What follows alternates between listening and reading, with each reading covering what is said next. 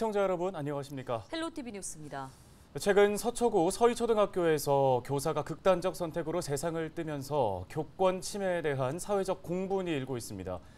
교육계에서는 교권 침해와 학부모 악성 민원에 대한 강력한 처벌은 물론 교사의 교육 활동을 보호하기 위한 법적 장치가 마련돼야 한다는 주장이 제기되고 있습니다. 네, 이 소식을 취재 중인 기자와 함께 자세한 이야기 나눠보겠습니다. 스튜디오에 김호 기자가 나와 있습니다. 어서 오십시오. 네, 안녕하세요. 예, 얼마 전에 서울시 교육청과 교직단체가 교사의 교육활동 보호를 촉구하는 기자회견을 열지 않았습니까? 자, 먼저 서희초 교사 죽음에 대한 진상조사 어떻게 진행되고 있습니까? 네, 서울시 교육청은 교사가 자신이 근무하는 교실에서 극단적 선택을 한 것은 매우 엄중한 사안이라고 보고 교사의 죽음이 헛되지 않게 반드시 진실을 밝히겠다고 전했습니다. 자, 이를 위해서 현재 교육부와 합동조사단을 꾸려 현장 조사를 실시하고 있으며 경찰 수사를 통해 진상을 철저히 규명하겠다는 입장인데요. 경찰은 최근 숨진 A 교사가 담임을 맡은 학급의 학부모 일부를 참고인 신분으로 불러 조사한 것으로 전해졌습니다. 자, 이처럼 학부모 참고인 조사가 이루어진 것은 숨진 A 교사가 학교 폭력 사건과 관련된 학부모로부터 수십 통의 전화를 받는 등 악성 민원에 시달렸다는 서울교사 노조의 주장에 따른 것입니다.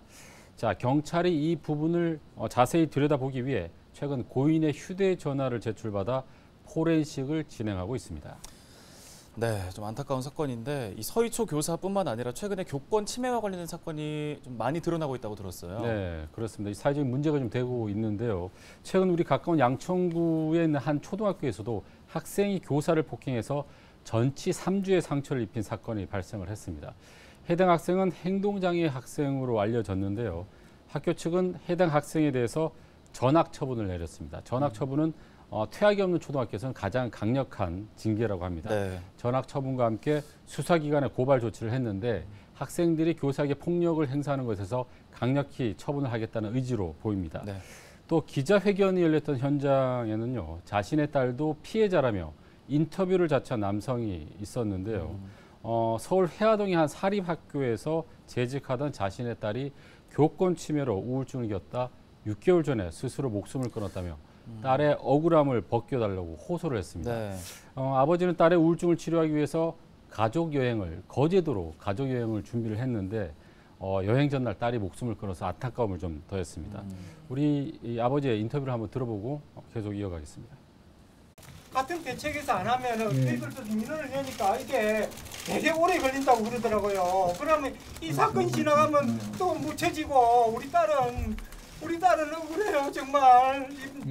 어제 서희초가 꼭 많이 울었습니다. 서희초 선생님은 온들에 조화가 놓이고 매우는데 우리 딸은 꽃송이도 하나 못 받고 죽었습니다. 우리 딸 좀. 예, 참 이렇게 교권 침해에 대한 피해가 지금 계속해서 잇따르게 나오고 있는데요. 교사를 보호할 수 있는 법적, 제도적 장치가 없습니까? 네, 지금 뚜렷한 법적 제도적 장치가 없어서 최근에 서울시 교육청과 교직단체가 기자회견을 통해서 교권 보호를 위한 신속한 입법을 촉구하라고 기자회견을 열었습니다. 3가지 입법을 촉구를 했는데요. 자, 먼저 무분별한 아동학대 신고에서 교직원을 보호할 수 있는 아동학대 범죄의 처벌 등에 관한 특례법을 개정해야 한다고 요구했습니다. 이게 어떤 내용이냐면 교사들이 이제 아동학대 신고가 부담스러워서 생활 지도를 소극적으로 할 수밖에 없다고 합니다. 예를 들어서 휴대폰을 사용했을 때 교사가 생활 지도를 하게 되면 이것을 아동학대로 신고하는 그런 사례도 있다고 하네요. 이렇게 무분별한 아동학대 신고 때문에 교사들이 제대로 교직 활동을 할 수 없기 때문에 여기에 대해서 교사를 보호할 수 있도록 법을 개정해야 한다고 주장을 좀 하고 있습니다. 자, 두 번째는 정당한 교육 활동 중에 교권 침해가 발생을 해도 학생과 교원이 분리되지 않고 있다고 합니다. 그래서 당장 즉시 이렇게 교권 침해 행위가 발생을 하면 학생과 교원을 즉시 분리할 수 있도록 특별법을 개정하도록 촉구를 했습니다. 자, 끝으로 교육활동 침해 가해 학생이나 학부모가 교권보호위원회가 이제 학교에서 열리게 되는데 이럴 때 이제 침해가 명백하다고 교권위원회가 정리를 해서 어떤 조치를 취하면 학생이나 이제 학부모가 이것을 이행하지 않는 경우가 굉장히 많다고 해요. 그래서 이것을 강제로 이행할 수 있는 법적 근거를 만들어야 한다고 이렇게 요청을 했습니다. 자, 이 밖에 서울시 교육청이 발의한 교육활동 보호 조례안도 조속히 통과돼서 시행돼야 한다고 주장을 했는데 이게 어떤 조례안인지 조희연 교육감 인터뷰를 듣고 이어가겠습니다. 일부 학부모가 어떤 사안이 있을 때 격해진 감정을 참지 못하고 교무실이나 교실에 난입하듯 찾아와 공격적 언행을 하는 경우도 많습니다. 이를 예방하기 위해서는 학부모를 포함한 외부 인사가 교원을 면담하는 절차를 선진국처럼 제도화하여 철저히 시행해야 합니다. 네. 자, 관련 조례는 서울시 교육청이 지난해 시의회에 발의했지만 서울시 의회가 거부해서 통과하지 못했습니다. 자, 이번 사건을 계기로 다시 주목을 받고 있는데요. 시의회를 통과할지 다시 한번 지켜봐야겠습니다. 네, 교권 침해로 인해서 아예 교단을 떠나는 교사들도 좀 많아지고 있다고 하는데 백년지 대계라는 교육, 그 교육의 중심에 서 있는 교사들이 무너지기 시작한다면 앞으로 우리 사회의 미래도 좀 무너지는 게 아닌가 이런 네. 생각을 꼭 명심을 해야겠습니다. 오늘 관련 소식은 여기까지 듣겠습니다. 김호 기자와 함께했습니다. 수고하셨습니다. 고맙습니다. 고맙습니다.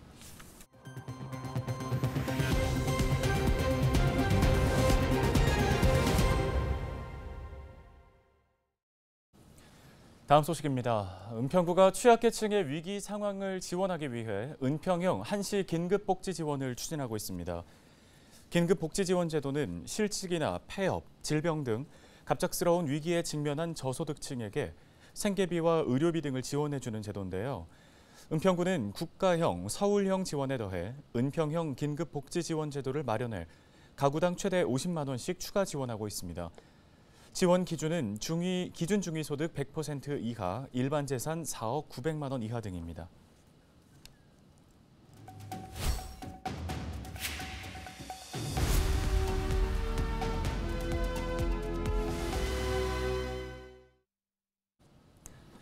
국토교통부가 올해부터 계약이 체결된 전국 아파트 등기일을 실거래가 공개 시스템에서 볼 수 있도록 했습니다. 집값 띄우기 등을 통한 시세 조작을 막으려는 조치인데요. 네, 전주대 부동산학과 하정민 겸임교수 전화 연결해서 관련 이야기 나눠보겠습니다. 교수님, 먼저 25일부터 아파트 실거래가 공개 시스템에 등기 정보가 추가됩니다. 정확히 어떻게 바뀌는 건지 설명 부탁드립니다. 지금까지는 이제 실거래가 공개 시스템에 이제 그 해당 주택이나 아파트에 대한 내용만 나왔어요. 뭐 가격, 뭐 전용 면적, 뭐 연도, 계약일 요 정도의 정보만 공개됐는데 이것만 가지고는 이제 실제로 아파트가 거래가 됐는지, 거래 완료가 됐는지를 추가로 확인할 수 있는 이제 등기 일자 정보가 이제 추가되게 되는 거죠.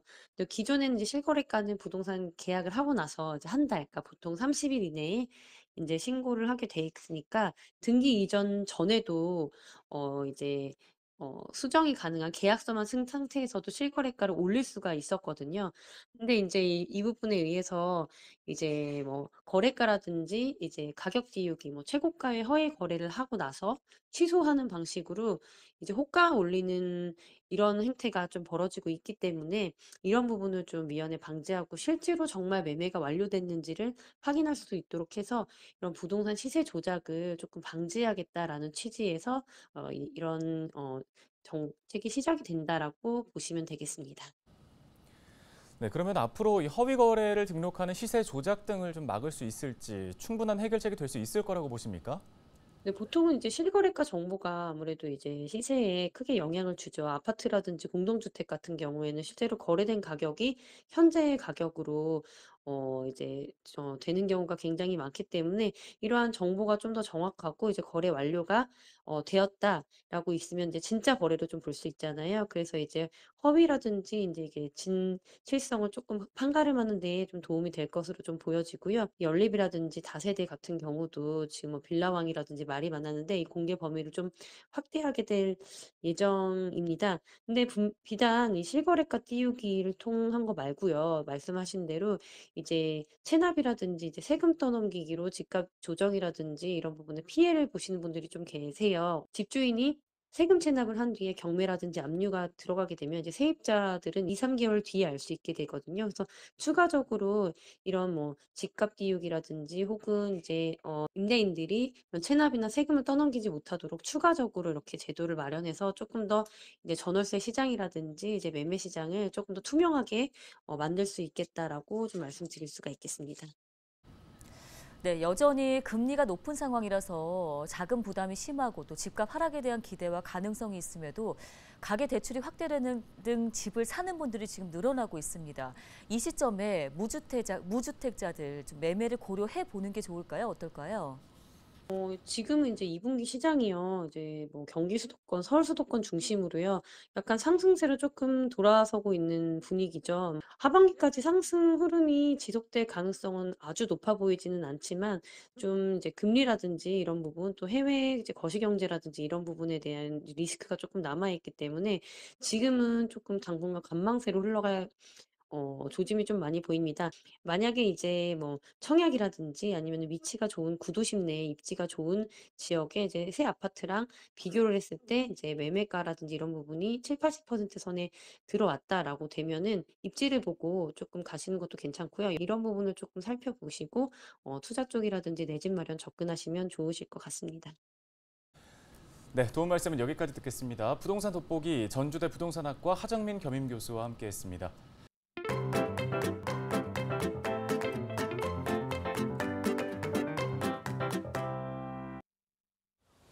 지금은 비가 오락가락하고 있지만 장마가 끝나고 무더위가 기승을 부리면 본격적인 휴가가 시작됩니다. 무더위를 피해 바다나 계곡을 찾는 분들이 많으신데요. 오늘은 해수욕장에서 조심해야 할 것들을 119 수상구조대원들과 함께 알아보겠습니다. 해운대 바다가 한눈에 내려다 보이는 곳. 119 수상구조대원들이 해수욕장 상황을 살피고 있습니다. 매년 여름철 이곳 해운대 해수욕장에는 119 수상구조대원들이 24시간 대기하고 있습니다. 물놀이 중 사고는 순식간에 발생하는 만큼 단 1초도 긴장을 늦출 수 없습니다. 연유 때문에 밀려나는 사람이 있거나 아니면 물에 빠져서 호적거리는 상황이 발생하는 거를 일단 1차적으로 여기서 확인을 하고요. 무전을 통해서 이제 구조 사항을. 지난 2018년부터 최근 5년간 발생한 순환 사고는 전체 5만여 건이 넘는 것으로 집계됐습니다. 이 가운데 6월부터 8월까지 3개월간 발생한 순환 사고는 2만 3천여 건으로 전체의 절반 가까운 45.27%를 차지했습니다. 더위를 식히는 데는 물에 들어가는 게 제격입니다. 살랑이는 파도에 몸을 맡기고 물장난을 치다 보면 어느새 더위를 잊을 수가 있는데요. 하지만 물놀이를 할 때 꼭 챙겨야 할 게 있습니다. 바로 안전입니다. 물에 들어가기 전 충분히 몸을 풀어주는 건 기본. 또 심장마비를 예방하기 위해 몸을 물에 적셔야 하는데 심장에서 먼 손과 발부터 시작해야 합니다. 자신의 수영력을 가시하기 위해서 깊은 곳으로 간다든지 위험한 행동은 하지 마시고 갑자기 몸이 차가워지고 한기가 들면 즉시 밖으로 나오셔서 물에 빠진 사람을 발견하면 먼저 119에 구조를 요청해야 합니다. 그리고 주변에 물건들이 있다면 익수자에게 도움을 줄 수도 있습니다. 물에 빠지면 지푸라기라도 잡는다는 말이 있는 것처럼 물에 빠진 사람은 무엇이든 강하게 움켜쥐려고 합니다. 이 때문에 물에 빠진 사람을 직접 구조하려다 같이 물에 빠지는 2차 사고로 이어질 수 있는 만큼 빨리 119에 도움을 요청하는 게 좋습니다. 익수자를 발견했을 때는 무턱대고 들어가지 마시고 가까운 구조대원에게 반드시 구조 요청을 먼저 하시고 가능하다면 주위에 있는 구명한이나 로프를 이용해서 그리고 물에 빠진 사람이 의식이 없을 경우 가장 먼저 해야 하는 것 바로 심폐소생술입니다. 바다에서 물놀이를 할 때 조심할 건 또 있습니다. 해마다 해수욕장에 나타나는 불청객이 있습니다. 바로 해파리인데요. 강한 독성을 가지고 있어 쏘였을 경우 곧바로 응급처치를 받아야 합니다. 해파리에 쏘이면 화상을 입은 듯 상처가 생깁니다. 심할 경우 호흡곤란이 생기고 심장박동이 느려져 사망까지 이를 수 있습니다. 혹시나 수돗물이나 알코올 같은 걸로 소독을 하다가 포자가 터져서 더 독이 퍼지는 경우도 있으니까 반드시 가까운 응급처치소를 찾으셔가지고 생리식염수로 소독을 하시는 게. 더위를 피해 많은 인파가 몰리는 해수욕장에는 시민들의 든든한 안전지킴이 119 수상구조대원들이 있습니다. 하지만 무엇보다 중요한 건 안전을 스스로 지켜야 한다는 겁니다. 재미를 위해서 나와 주변 사람들을 위험에 빠뜨리는 행동은 절대 금물입니다. 지금까지 해운대 해수욕장에서 기자가 간다 김한식입니다.